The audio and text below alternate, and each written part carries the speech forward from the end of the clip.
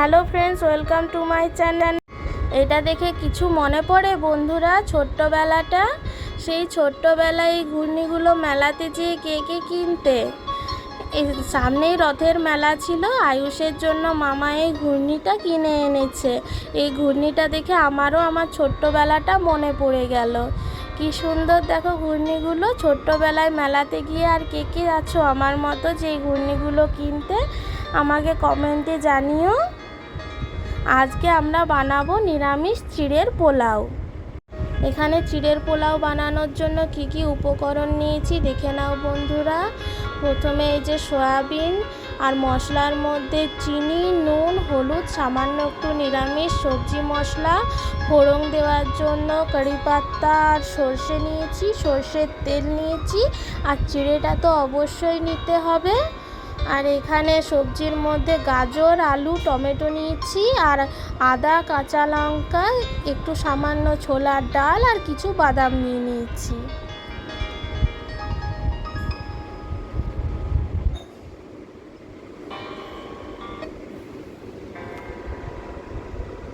সব সবজিগুলো, বাদাম, ছোলার ডাল সব কিছু ধুয়ে ভালো করে থালাতে রেখেছি, সবজিগুলো কেটে রেখে নিয়েছি। চলো এবারে চিড়ের পোলাও বানানো স্টার্ট করা যাক।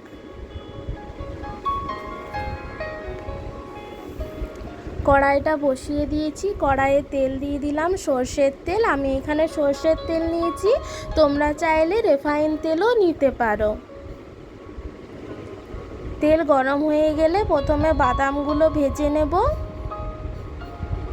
তাই গরম তেলে বাদামগুলো দিয়ে দিচ্ছি।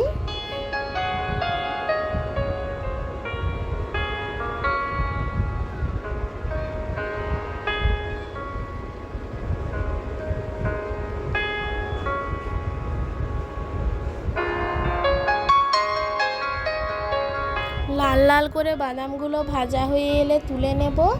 এবারে বাদাম ভাজার পর এবারে গাজরগুলো দিয়ে দিলাম।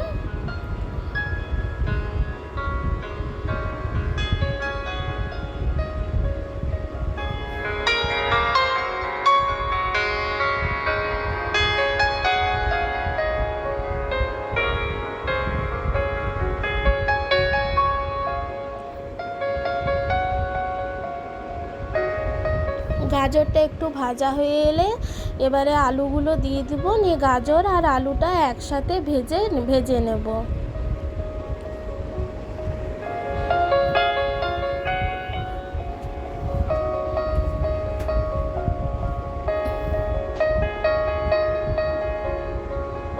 লাল লাল করে গাজর আর আলুগুলো ভাজা হয়ে এলে তুলে নিয়েছি।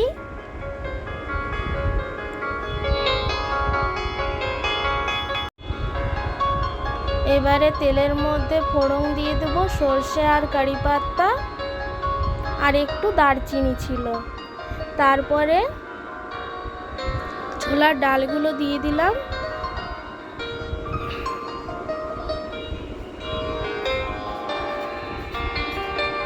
ছোলার ডাল ভাজা হয়ে এলে ঘষে রাখা আদাটা দিয়ে দিলাম। আদাটা পেস্ট করিনি, ঘষে রাখলে সে স্বাদটা বেশি আসে।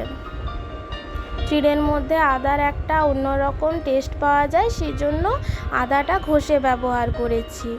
তারপরে আদাটা দেওয়ার পর লঙ্কা, কাঁচা লঙ্কা কুচি করে রাখা আর টমেটোটা দিয়ে দিলাম। এবারে সয়াবিনগুলো দিয়ে দিলাম। সামান্য একটু সয়াবিন ছিল, তাই ভেজে আগে তুলিনি, মশলার সাথেই দিয়ে দিলাম, ভাজিয়ে যাবে। তারপরে চিনি, পরিমাণ মতো নুন, হলুদ আর নিরামিষ সবজি মশলাটা দিয়ে দিলাম। এবারে সামান্য একটু জল দিয়ে দিলাম, তাহলে মশলাটা ভালো করে কষানো যাবে।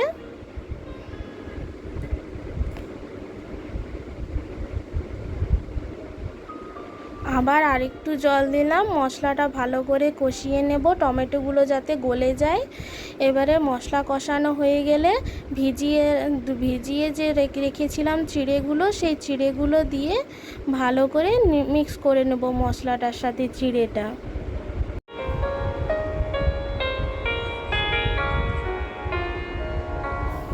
কি সুন্দর দেখো হয়ে এসেছে আমাদের নিরামিষ চিড়ের পোলাও। এই পদ্ধতিতে চিড়ের পোলাও বানাবে বন্ধুরা বাড়িতে। নিরামিষ চিড়ের পোলাও দেখবে পেঁয়াজ দিয়ে আর বানাতে ইচ্ছেই করবে না।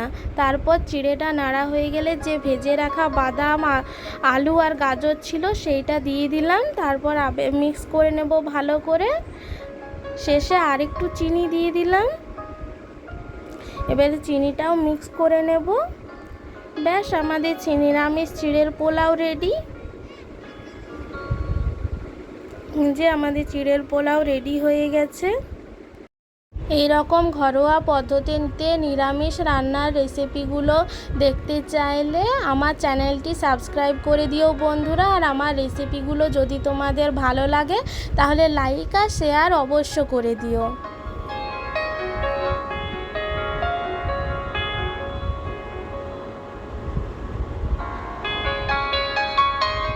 আজকে এই নিরামিষ চিড়ের পোলাও দিয়ে আমরা ব্রেকফাস্ট করলাম। ব্রেকফাস্ট করার পর এখন আমি এই যে আমার আয়ুষের সাথে খেলা করছিলাম।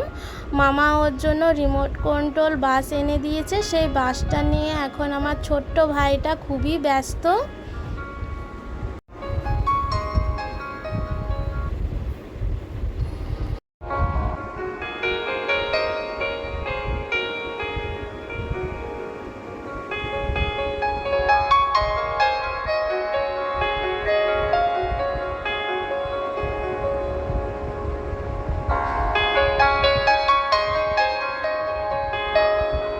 আজকে আসি বন্ধুরা, আবার অন্যদিন আরেকটি নতুন ব্লগ নিয়ে আসব। সবাই ভালো থাকো, সুস্থ থাকো, এভাবেই আমার পাশে থাকো আর আমাকে সাপোর্ট করো।